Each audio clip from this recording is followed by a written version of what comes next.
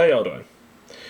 A few months ago, I was looking at the half-price books, and while looking around here, a book stood out to me. And it was this, Thieves of the Hundred Gates by Robert Silverberg.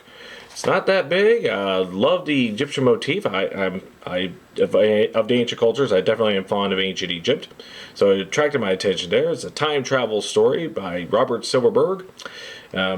I never read any of his other stuff as far as I know. I mean, maybe a short story here that I've forgotten, but none to my recollection. I'll have to look through that, but I digress. But I do know of him, of course. Very prolific writer of his time. I think he was roommates with Harlan Ellison at one point. But, hey, time travel, ancient Egypt. Hey, let's see what it's about. Our main character's story is Edward Davis from the 27th century. Of course, time travel exists, or else we wouldn't have a story.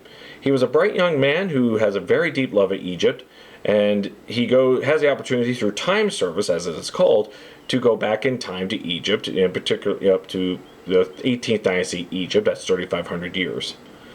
So, the time service can allow people to go back to various points of time. You get the idea they're there to maybe do some research, to experience life at that time, what have you. But they have to go back after a certain amount of time to a particular location. So he finds himself, warped into Egypt in an alley, and he tries to his best through his distorted state to mark, okay, this is the alley, there's some marks I can use to identify with. He tries to get himself out of that sickness there, but, it works for a little bit, but as he walks around, he sees hustle and bustle of the people, he even sees a pharaoh come by and all that. But one of the locals was talking to him, and he says, "Hey, you're not looking too good here," and he passes out. Edward wakes up in a temple where he talks to the main priestess here. She tries to talk to find out who he is, where he's from, and he tells him by not telling him that he's a time traveler. He says he's from America, very far away. He just sailed in. He says his name's Edward, and again he's in that distorted state, so it's kind of like a weird half dream sort of thing for him. And so the priestess sort of takes him at his word and helps him recover, and when he does, she gives him a job going across the Nile where he works with the Embalmers Guild, to be an apprentice there, and has her slave, help lead him to his new home and where to start. Now, Edward Davis is not there, just to experience Egypt. He's on a mission. Before he jumped, two other people who were supposed to go to 32 AD Rome in the time of Tiberius, for some reason the jump messed up and they got thrown off somewhere else. It took a year and a half to pinpoint the most likely area where they may have been jumped to, and that is Egypt around Thebes. So Edward Davis is a young man who's he has the he's young, he's got the education, he can speak Egyptian, and so he's sent to find these two if he can. He's got 30 days to go back to that alley where he jumped from, or he's going or he'll be stuck there forever. So now he's got to find out in the middle of his new job, find the time to see if he can investigate where those two went. And the thing is, he already met one of them, the priestess, whose real name is Lane. She's now she jumped there 15 years ago with her partner Roger, who's now an astronomer. And so Edward Davis tries to eventually finds the two and now has a talk with them. And now we get to the crux of the matter here. These two unintentionally didn't plan to go to Egypt. They built their lives there. If wherever for Edward there, he has it's only been a year and a half since it's been missing. They've been there for 15 years, and through all the struggle, they built themselves up, as proper Egyptians, and they have good lives here. They don't want to go back. What's there to go back to? To the empty lives they don't have there. There's 15 years when how can you cost for that? So it sounds pretty simple, but here's the thing: he's obligated to try and get them back one way or the other.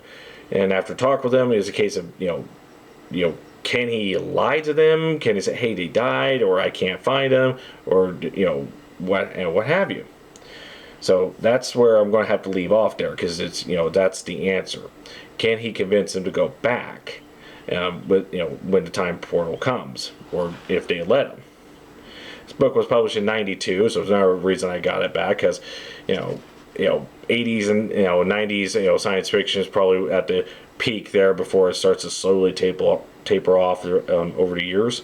I'm sure there's a lot of good stuff back then, but you look at this cover here, and hey, admit, this looks a heck of a lot better than the covers they have on books these days. You can have an idea. You see a statue right here. There's the river. It doesn't show any characters doing any of the actions here. It's a small book. What are you going to do? When you read it there, you kind of understand that. But it attracts you by saying, hey, Egypt. You know Egypt, right? Well, I know Egypt. Well, I'm not an Egyptologist, but I am fascinated by it. And Robert Silverberg, I'm familiar with that. And very short and sweet, about 162 pages there. It's a very quick read. And I don't know what it is with people that think they have to read books that are thick and they have to have all the details and all that. This shows you the power of a shorter written work. Gives you just enough information for you to fill in the blanks. If this was adapted into television, it could be about should be faithfully adapted into an Outer Limits episode. And it's short and sweet, and tells all the details, and how did they get out of this at the end. So yeah, Thieves of 100 Gates by Robert Silverberg. I'm glad I read this one, and you should look into something like this. If you see something this thin there, and maybe it's a shorter adventure, but now the question is the story good enough and the quality and tight enough to grab your attention and enjoy it all the way through regardless of thickness? And if you're one of those that are saying, I this will go too fast, I can't read this, grab 2 or 3 other smaller books to make up for it. You finish this one, start on the next one. Because it's not the size of the book that gives it its quality. The quality itself could be at any length. That's the power of the short story or a novella or even a novel. So we need to get back into this. And I think an example like this, if you're interested in time travel, ancient Egypt, a nice simple story, can't go wrong with this. And it's from a famous author, Robert Silverberg, who, again, I can't recall anything I read before, but I'm glad I got this one to help remember him by. So, for you Egypt lovers, for you time travel lovers, or just general people, science fiction lovers, and check this book out. Go by nice and quick. You might find it very enjoyable. Thank you all for watching. You have a nice day.